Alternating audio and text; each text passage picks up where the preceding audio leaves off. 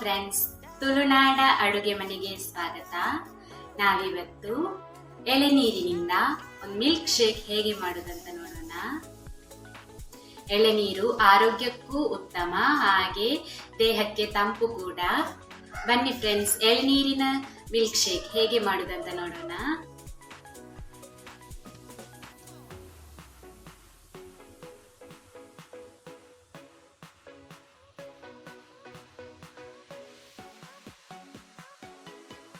ಮೊದಲಿಗೆ ಒಂದು ಮಿಕ್ಸಿ ಜಾರನ್ನು ತೆಗೆದುಕೊಳ್ಳಬೇಕು. ಅದಕ್ಕೆ ಒಂದು 2 ಎಳೆನೀರಿನ ಬಾವೆ ಇಲ್ಲವೇ ಗಂಜಿಯನ್ನು ಹಾಕಿಕೊಳ್ಳಬೇಕು.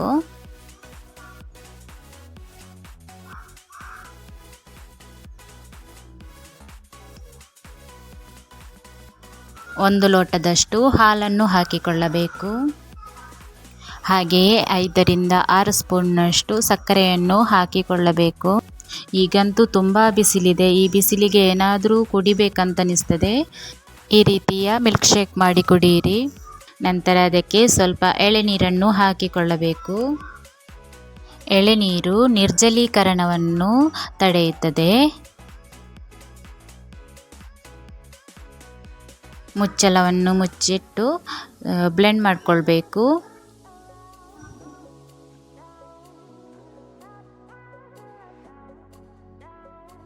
ಒಂದು ಬೇರೆ ಪಾತ್ರೆ ತೆಗೆದುಕೊಂಡು ಅದಕ್ಕೆ ನಾವು ರುಬ್ಬಿಟ್ಟುಕೊಂಡಿರುವಂತಹ ಎಳೆನೀರಿನ ಬಾವೆ ಅಥವಾ ಗಂಜಿಯನ್ನು ಹಾಕಿಕೊಳ್ಳಬೇಕು.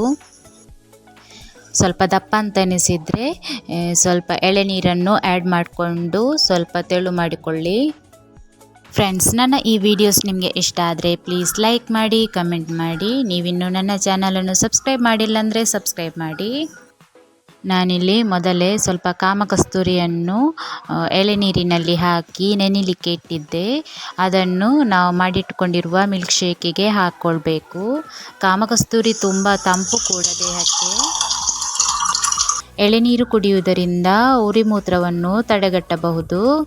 ಉರಿಮೂತ್ರ ಆದವರು ತಕ್ಷಣ ಎಳೆನೀರು ಕುಡಿದರೆ ಬೇಗನೆ ಉರಿಮೂತ್ರ ನಿಲ್ಲುತ್ತದೆ.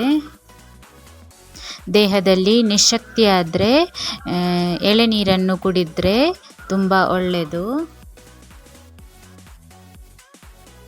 ಈಗ ಆರೋಗ್ಯಕರವಾದ ಹಾಗೂ ದೇಹಕ್ಕೆ ತಂಪು ನೀಡುವಂತಹ ಎಳೆನೀರಿನ ಮಿಲ್ಕ್ ಶೇಕ್ ರೆಡಿಯಾಗಿದೆ.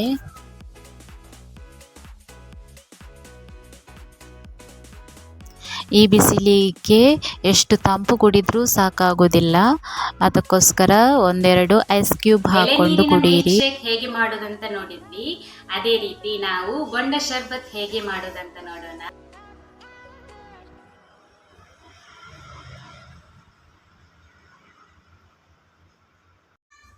ಮೊದಲಿಗೆ ನಾನಿಲ್ಲಿ 2 ಗ್ಲಾಸ್ನಷ್ಟು ಎಳೆನೀರನ್ನು ತೆಗೆದುಕೊಂಡಿದ್ದೇನೆ. ಅದಕ್ಕೆ ಸ್ವಲ್ಪ ಕಟ್ ಮಾಡಿಕೊಂಡಿರುವಂತಹ ಎಳೆನೀರಿನ ಬಾವೆ ಇಲ್ಲವೇ ಗಂಜಿಯನ್ನು ಹಾಕಿಕೊಳ್ಳಬೇಕು.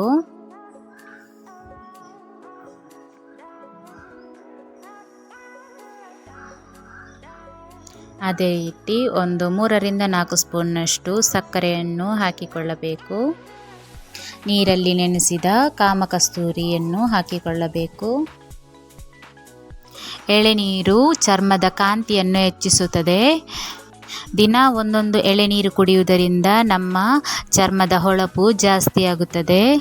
ಅದೇ ರೀತಿ 1 ರಿಂದ 1.5 ಸ್ಪೂನ್ನಷ್ಟು ಲಿಂಬೆ ರಸವನ್ನು ಹಾಕಿಕೊಳ್ಳಬೇಕು. ಎಳೆನೀರು ರಕ್ತದೊತ್ತಡವನ್ನು ನಿಯಂತ್ರಿಸುತ್ತದೆ. ಸ್ವಲ್ಪ ಏಲಕ್ಕಿ ಪೌಡ್ರನ್ನು ಹಾಕಿಕೊಳ್ಳಬೇಕು.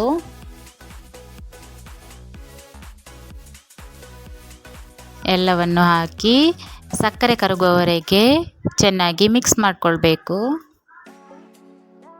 ಕಾಮಕಸ್ತೂರಿಯು ನಮ್ಮ ದೇಹಕ್ಕೆ ತಂಪು ನೀಡುವುದಲ್ಲದೆ ನಮ್ಮ ದೇಹದಲ್ಲಿರುವ ಆಮ್ಲೀಯ ಅಂಶವನ್ನು ಹೊರಹಾಕಲು ಸಹಕರಿಸುತ್ತದೆ.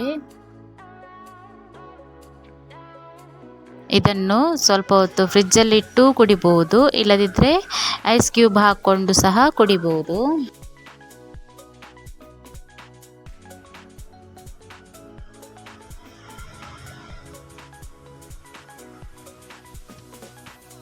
ಒಂದೆರಡು ಐಸ್ ಕ್ಯೂಬ್ ಹಾಕ್ಕೊಂಡು ಕುಡಿದರೆ ತುಂಬಾ ಚೆನ್ನಾಗಿರುತ್ತದೆ.